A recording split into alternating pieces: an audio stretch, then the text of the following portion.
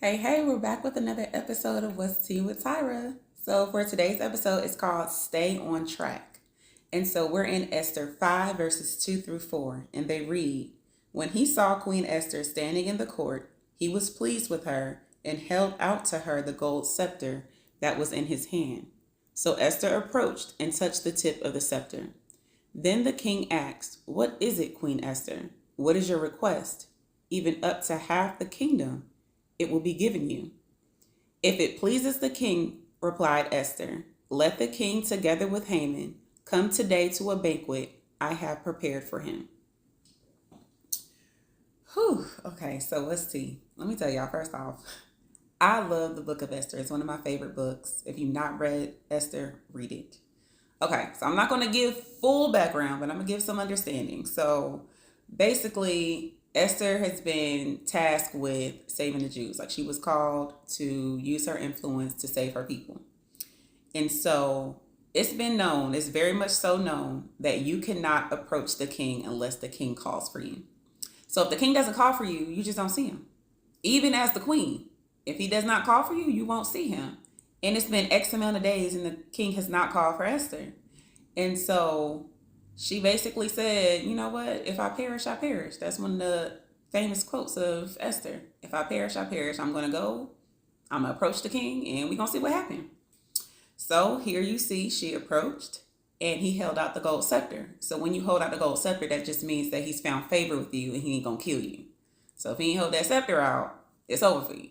But he did.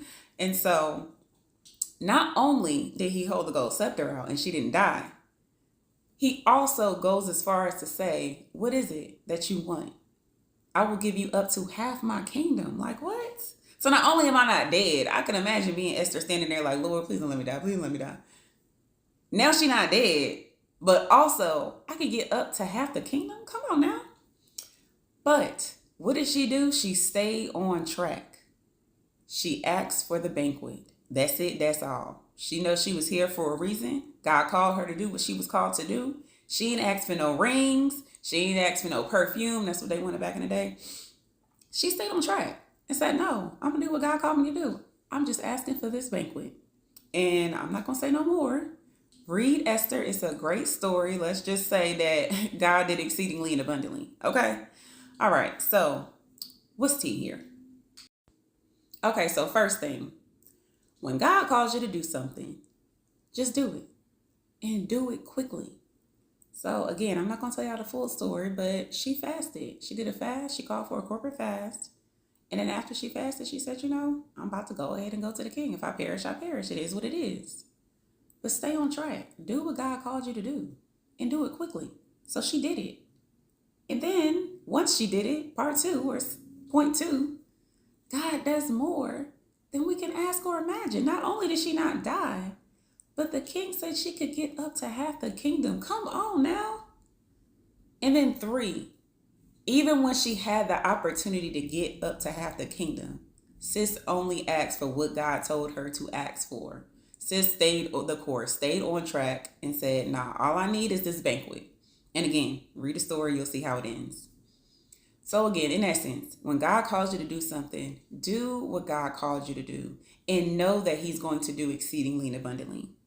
God knows the ending from the beginning. He's all knowing. He's all sovereign. He knew that when Esther approached the king that he was not going to kill her and instead grant her request, whatever she asked. God knew that.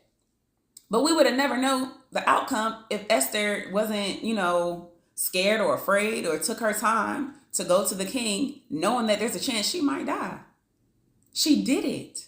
So we got to understand when God calls us to do something, know that he never leaves us nor forsakes us. He's always with us.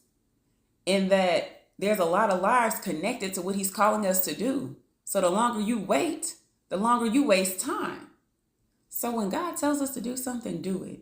And know that he is going to do exceedingly and abundantly above all that we ask, think, or imagine. And make sure his people good in the process. And that's what's tea for today. So as always, be grateful, thankful, humble, and blessed. And I'll see y'all next time.